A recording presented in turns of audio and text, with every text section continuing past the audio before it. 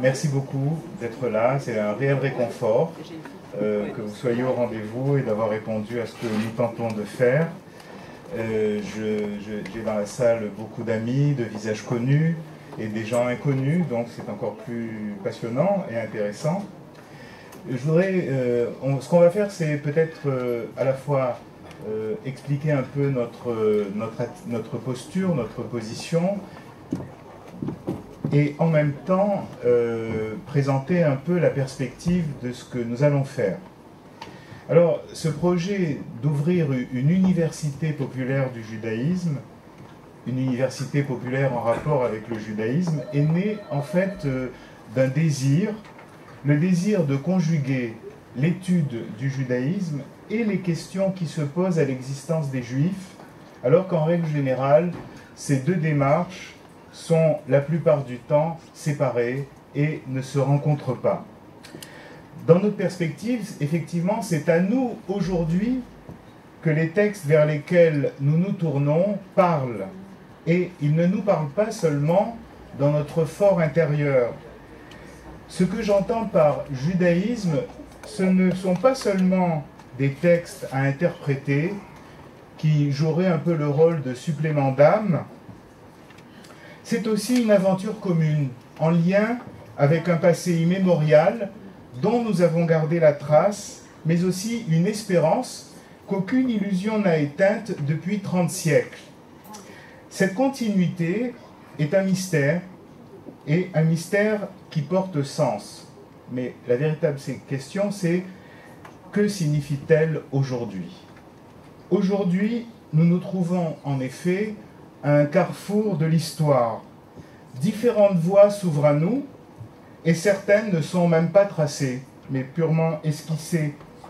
Il faudra bien choisir une direction, mais choisir en pleine connaissance des promesses et des difficultés de chacune d'elles. Et ce choix n'est possible que par une clarification des enjeux profonds de l'existence juive. Nous avons par exemple vécu en France sur la base de l'identité d'après la Seconde Guerre mondiale et des années 60. Or, ce cadre historique s'est effondré, et pas seulement pour les Juifs.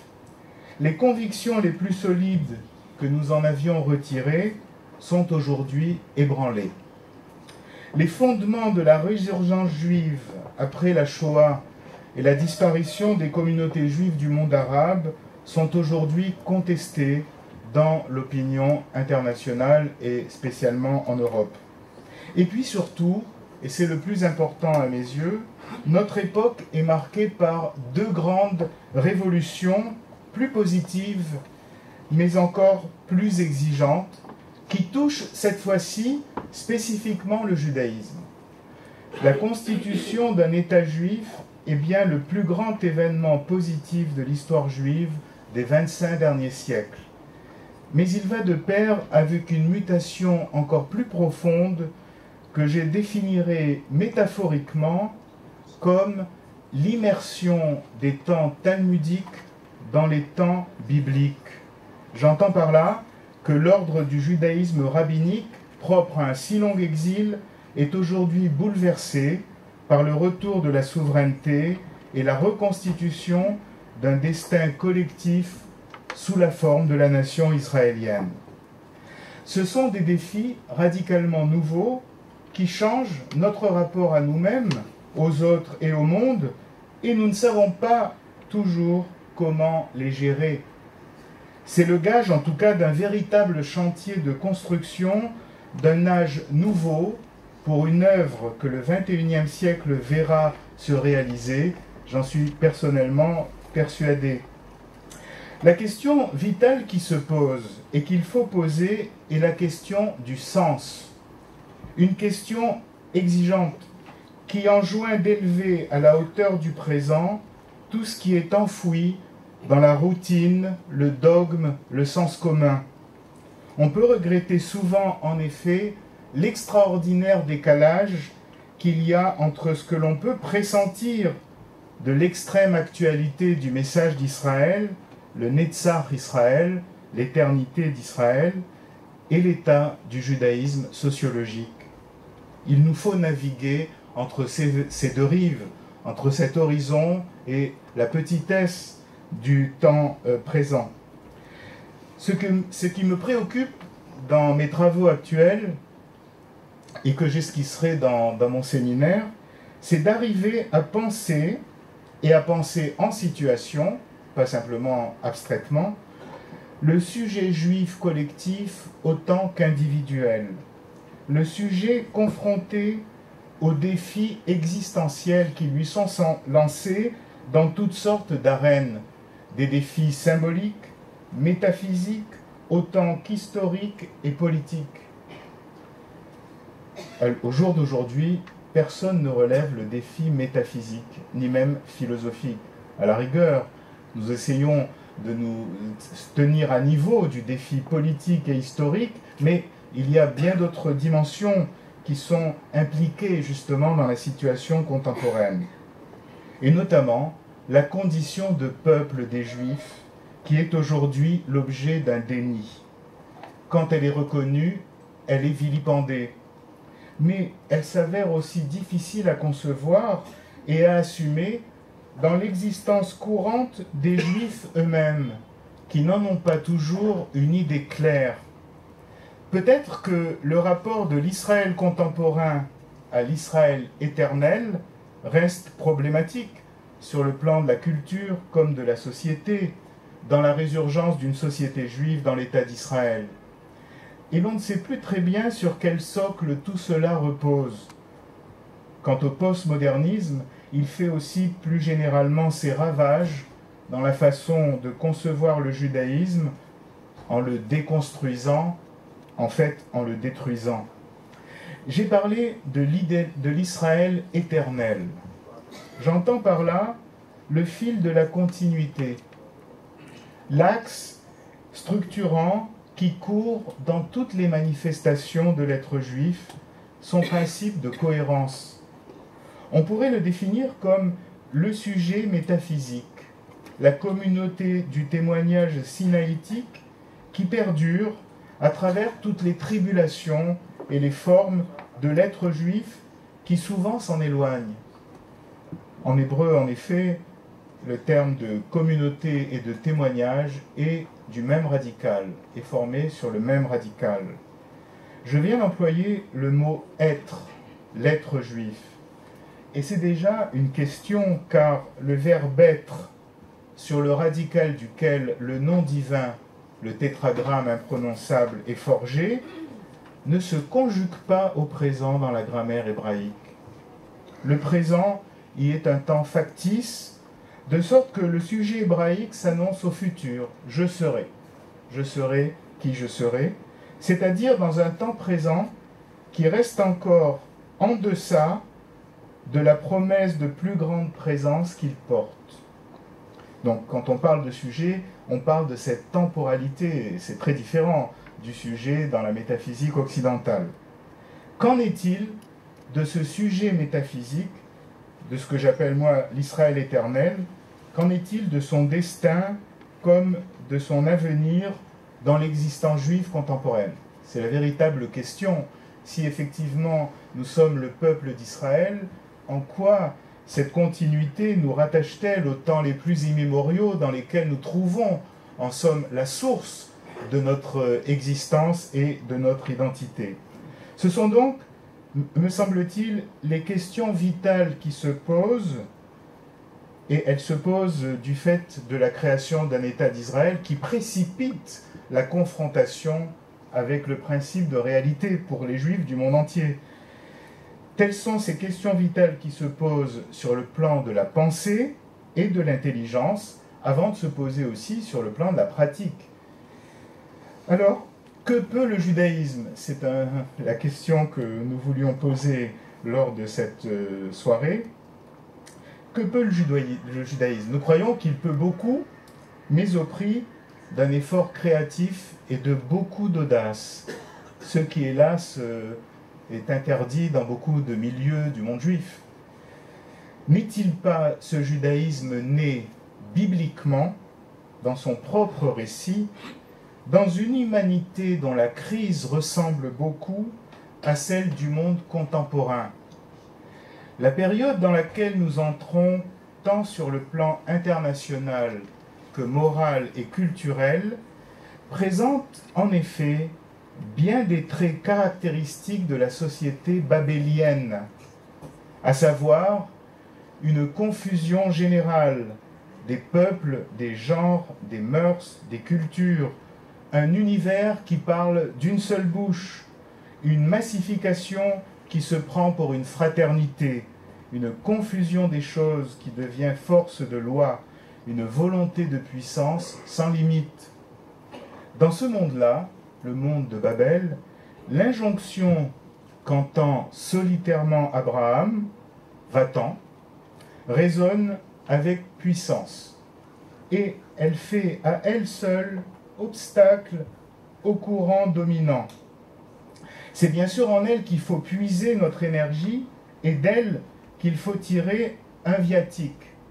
C'est bien beau de dire ça, mais comment entendre va-t'en, l'Echlecha, dans le monde d'aujourd'hui? C'est une des questions clés auxquelles il faut se confronter. Pour les séminaires que nous vous proposons cette année, nous avons planté notre tente au centre MEDEM. Alors, moi j'aime bien le côté précaire de la tente, qui rappelle le Ohel Moed, le tabernacle du désert, que les Hébreux avaient érigé dans le désert, précaire comme une tente qui se monte et qui se démonte, qui est itinérante, mais puissante, parce qu'elle abrite la présence infinie qu'ils viennent consulter justement pour éclairer leur présent. Et à ce propos, je voudrais remercier chaleureusement l'équipe du Centre MEDEM et tout spécialement Léo Bronstein qui nous a accueillis avec une hospitalité et une générosité rares, je dirais même abrahamique. Alors, cet alliage de notre projet avec le Centre MEDEM, pas mal de gens le trouvent détonnant, parfois scandaleux, et bien d'autres le trouvent prometteur. Effectivement, je crois qu'il est très important aujourd'hui de casser les cloisonnements du monde juif. C'est certain que le monde juif est multiple, divers, contradictoire, en plein conflit permanent, mais ça a toujours été comme ça. Mais, si vous voulez, j'ai pu observer à travers de nombreuses années que les publics juifs ne se mélangeaient plus. C'est catastrophique, chacun allait dans sa chapelle. Et j'espère qu'en tout cas, ce décentrement décoiffant attirera un public mélangé, justement parce qu'il s'agit évidemment de débattre de la réalité et non pas de faire entendre un discours dogmatique. Mais cet alliage me semble aussi donc très significatif pour de nombreuses raisons. Je crois qu'il témoigne aussi de la vitalité d'un peuple juif et de la possibilité également d'un échange et d'un dialogue permanent. Alors, j'ai découvert en tapant sur Internet Université populaire du judaïsme que nous avions été précédés. Précédés dans ce lieu, dans le milieu social de MEDEM, au début du XXe siècle, il fut créé une université populaire juive. Cette université populaire avait l'ambition de réunir, alors vous allez rire, les sionistes et les israélites dans la perspective d'engendrer un réveil culturel juif. Ça n'a pas changé. Parce que, évidemment, les Israélites ne sont plus ce qu'ils étaient, mais les Israélites eux-mêmes, si vous voulez, faisaient le maximum pour se maintenir à flot d'un monde qui changeait et auquel ils devaient s'adapter. Et c'est sûr qu'il y a eu à l'origine un conflit entre les deux stratégies de l'existence juive et de la continuité. Ce conflit semble se répéter aujourd'hui en d'autres termes, avec les termes évidemment de la politique et de la souveraineté dans l'État d'Israël, mais ce conflit en fait est à quelque chose de beaucoup plus profond qu'un conflit idéologique. J'avais découvert quelque chose d'extraordinaire dans un livre, Le judaïsme et l'esprit du monde, à savoir qu'il y avait toujours eu deux Israël. illustré dans l'histoire antique par lorsque le royaume de David et de Salomon a éclaté, en royaume d'Israël et royaume de Juda. Mais dans tous les textes bibliques, quoique les deux royaumes, l'histoire des deux royaumes soit présentée, il semble que ce soit un seul peuple qui les ait habités. Donc, si vous voulez, c'est ça qui est intéressant. Le peuple d'Israël se dispatchait, si on peut dire, dans les deux royaumes. Et cette double dimension de l'être juif, en fait, s'est perpétuée sous toutes sortes de formes à travers l'histoire. Aujourd'hui, nous sommes plutôt un judaïsme sociologique, donc les phénomènes se sont sociologifiés, si on peut dire. Et nous avons tendance à les voir de façon formelle et superficielle. En réalité, leur substrat, je dirais, métaphysique et symbolique est bien plus grand. Or, c'est justement en le comprenant que l'on peut dénouer l'essentiel du conflit interne ou du dialogue interne qui se produit à ce niveau-là. Et c'est là, je crois, que la connaissance du judaïsme comme pensée, comme culture, etc., aide à dénouer les fils du temps présent.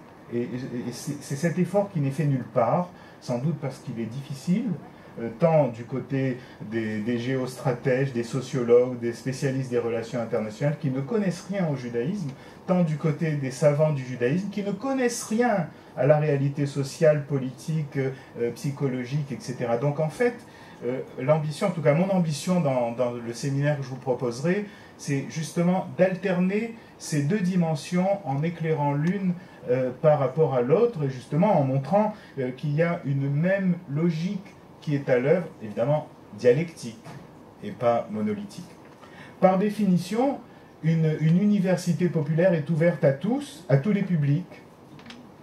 Toutes les opinions sont admises, et déjà parmi les enseignants, qui n'ont pas nécessairement la même vision des choses, mais je crois qu'ils sont unis sur les fondamentaux de l'être juif et du judaïsme, et surtout une commune quête de sens. Voilà. Donc c'est la quête du sens qui est en fait le motif fondamental de notre projet.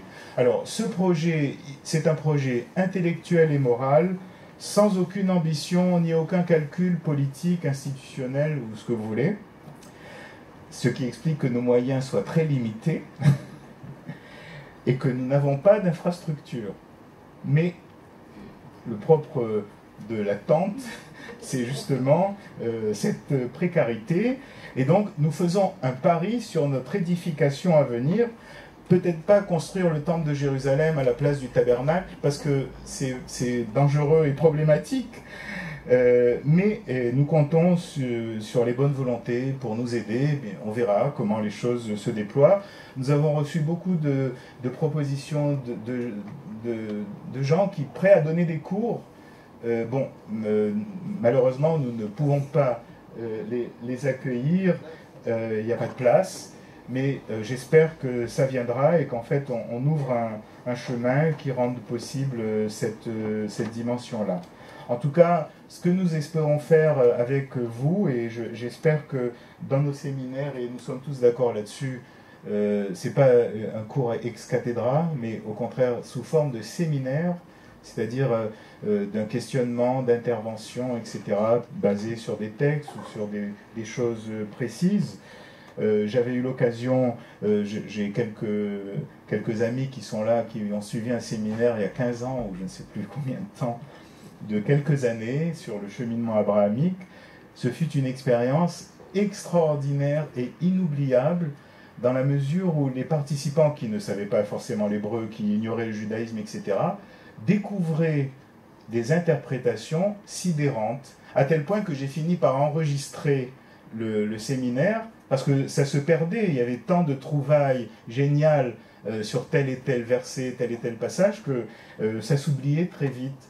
Et donc, en fait, c'est un peu cette méthode-là, une méthode participative, fondée évidemment dans le rapport au texte, mais qui n'exige pas une connaissance hébraïque ni une connaissance en matière de judaïsme, mais qui a une grande exigence intellectuelle. En fait, c'est ça, si vous voulez, c'est ce travail justement d'amener le sens hébraïque et judaïque à hauteur de l'attente et de l'exigence intellectuelle des participants.